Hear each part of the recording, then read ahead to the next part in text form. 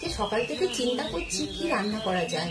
চিন্তা করতে করতে আমার বাড়িতে একটা পুকুর আছে, আর সেই পুকুরে দেখছি, তোমরা চেনো নিশ্চয়ই, বর্ষাকালে অনেক শাপলা হয়ে আছে। আর আমি কি করলাম, যথারীতি পুকুরে নেমে পড়লাম আর পুকুর থেকে এই শাপলাগুলো তুলে নিয়ে এলাম। আর আজকে এই শাপলাগুলো দিয়ে আমি কি কি রেসিপি করছি সেগুলো তোমাদের সাথে শেয়ার করব। তাই এখানে না বসে থেকে সোজা রান্নাঘরে যাই।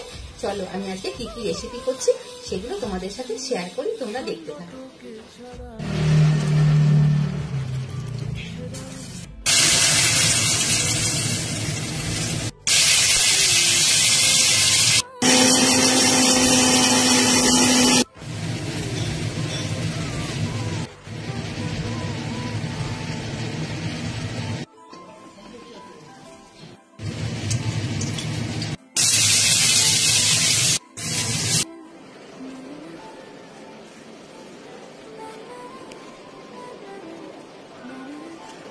শাপলা দিয়ে ডাল, শাপলা ফুলের বড়া, সর্ষে বাটা শাপলা দিয়ে ভাজা, শাপলা ভাজা।